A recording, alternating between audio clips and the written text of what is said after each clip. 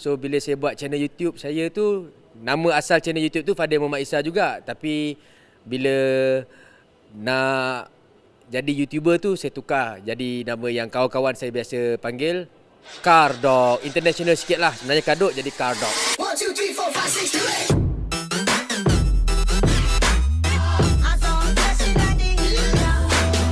6, 7, 8. Nama saya sebenarnya Fadil bin Muhammad Isa. Kawan-kawan dulu panggil saya Kadok. Saya bermula menjebakkan diri dalam YouTube pada 2018. Dulu saya ada akaun YouTube sebab kita nak upload video-video daripada phone kita. Sebab dulu phone dia tak ada memori yang besar macam sekarang. So sekadar untuk rujukan ataupun sendiri punya video. Tapi lepas bila tahu yang YouTube ni boleh buat duit, which is agak lambat juga sebenarnya dalam 2018.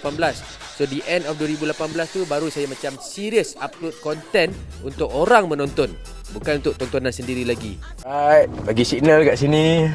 How does it feel driving a Ferrari 488? Yang ni kita ada versi Spider. Nak balik kampung saya, kita pakai Express tu. Saya ada Pasar Central Sibu. Dia pasar besar. Reference saya untuk jadi YouTuber waktu itu lebih kepada konten-konten creator. Sebab asal YouTube tu macam Cardog tu, so kebetulan nama tu Cardog. Saya pun peminat creator dan saya pun selalu tengok YouTube punya creator punya channel. So lebih kepada orang Malaysia lah, macam Bobby Eng. Yang ada juga orang putih saya tengok, tapi saya ni tak faham sangat orang putih kan. So yang macam Malaysia macam tu lah, macam Bobby Eng apa semualah. Tapi as much as possible saya cuba untuk jadi diri sendiri pun sebenarnya dalam menghasilkan karya saya sendiri.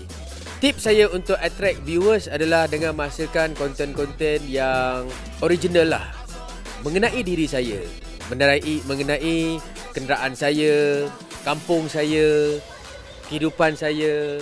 Kadang-kadang saya membuat konten-konten yang berunsur motivasi. Sebenarnya saya ni pun tak gerti sangat nak buat konten. Cuma apabila saya buat konten tu ada yang menjadi, ada yang tak menjadi. Tapi saya masih lagi try and error dalam benda ni. Bila saya buat konten saya takkan cari ataupun tengok bagaimana orang akan edit, bagaimana ianya sepatutnya disampaikan. Tetapi saya akan sampaikan bagaimana yang saya rasa saya alami pada ketika itu. Saya tahu fan saya sebenarnya banyak yang sokong saya sebab saya banyak buat konten creator ataupun balik kampung. Dah saya tak balik kampung dan tak buat content creator, memang kita tahulah kurang viewers. Cuma bagi saya, sebab saya kan mengajar YouTube apa semua kan, takkan setiap kali saya buat kelas YouTube saya kata kau kena buat content creator, kau kena buat content balik kampung. Tak jadi juga. So saya kena bereksperimen dengan apa saja konten yang saya nak buat. Sebab bagi saya benda ni senang. Buat konten, upload konten, benda tu senang. Dan jika kena pada masa dan tempat yang betul, view tu akan naik. Dia kalau proses nak jadi viral ni, kadang-kadang bukan sebab video tu best ke tak best. Kadang-kadang mungkin tajuk tak kena, mungkin thumbnail tak cantik. Kadang-kadang video ni tak menarik pun, tetapi orang terklik je. Sebab apa? Terpengaruh dengan dia punya cover tu ataupun dengan tajuk dia saja. So mungkin macam saya tak lagi mahir, belum mahir lagi dari menghasilkan thumbnail ataupun tajuk yang catchy. Saya tak pandai kan. Tapi kalau yang macam konten yang menarik, kena pula dengan image yang menarik ataupun kena pula dengan tajuk yang menarik, confirm boleh naik. Cabaran saya untuk menjadi seorang YouTuber lebih kepada mungkin musim PKP lah. Sebab plan asalnya nak balik kampung, tak jadi nak balik kampung sebab kampung kat Sarawak. Jadi saya lebih kepada buat apa yang saya rasa saya boleh buat lah berdasarkan kapasiti yang saya ada. Actually cabaran dia mungkin applicable dekat kebanyakan YouTuber kat Malaysia. Orang Malaysia ni susah nak subscribe orang Malaysia berbanding dengan negara jiran apa semua kan. So saya rasa terpanggil untuk bagi tahu kepada yang menonton, kalau korang tengok ada rakan-rakan di kalangan YouTuber yang memerlukan sokongan anda untuk mereka subscribe, maka subscribe lah mereka. Kerana subscribe itu satu percuma. Yang kedua, ianya boleh membantu mereka menjana pendapatan mereka. Kalau ada iklan jangan skip.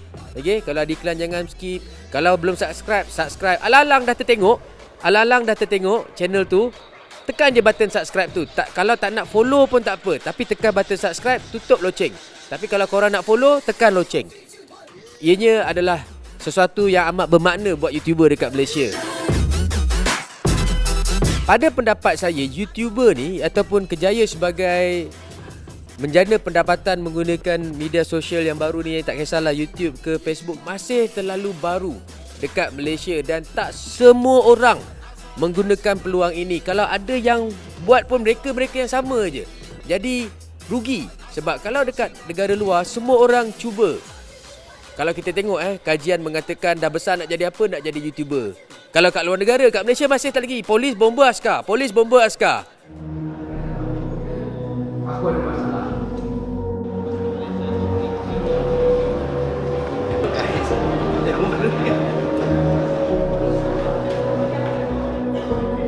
Dapat RM240 Jatuh dia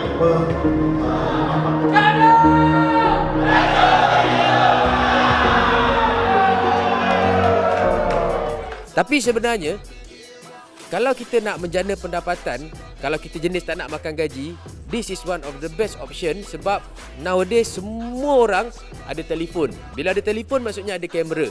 Cuma bagaimana nak menggunakan apa yang mereka ada, tools yang mereka ada, nak dijadikan dalam bentuk karya. Kita tengok macam Sofiang menggunakan phone, bagaimana dia belajar efek apa semua, sekarang dia dah jadi YouTuber yang berjaya. But sebenarnya bakat macam ni ada kat semua orang yang explore benda itu. Tapi hanya kerana mereka tak tahu yang ini boleh menjana pendapatan dan mereka pun tak datang dalam bengkel-bengkel atau workshop-workshop. Sebenarnya hanya macam perlu set up account dan seterusnya hanya perlu upload video dan maybe you are one video away from being viral. Cadangan saya sebaiknya pakai apa yang ada. Tapi apabila kita dah boleh monetize, bila kita dah jadi YouTube partner program, the moment kita tahu YouTube akan mulai bayar kita, dari situ baru kita start invest dekat equipment. Okay, tips dia, suara nak kena jelas. So kalau suara kita tak kuat, kita kena pakai mic.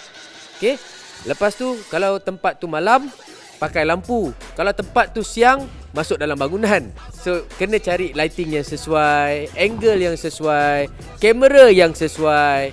Janganlah pakai gambar yang masih menghasilkan 3GP. Kita nak MOV, MP4, kalau boleh 4K, 4K. Tapi kita faham sekarang ni tak semua device memakai 4K. Sebaiknya kalau orang nak buat video, dia kena buat 1080. Jangan ambil gambar tegak. Gambar tegak tu Instagram, untuk YouTube melintang. So kebanyakan phone dah boleh buat benda ni sekarang. Dan tak perlu nak beli komputer. Untuk mengedit sekarang, phone dah ada. So saya rasa sebenarnya equipment semua orang dah ada, which is phone anda. Okay, lampu tu tengoklah matahari macam mana, cari-carilah angle yang sesuai kan. Tapi mic, especially kalau korang buat macam bercakap dengan kamera, suara nak kena jelas. Tapi kalau ada orang, sebenarnya the good things about YouTube tak semestinya perlu bercakap. Ianya apa yang korang nak, konten apa yang korang nak sampaikan. Ada je konten tu tak bercakap pun, hanya gambar, hanya visual, hanya muzik latar. So yes, equipment important, but not as important as content.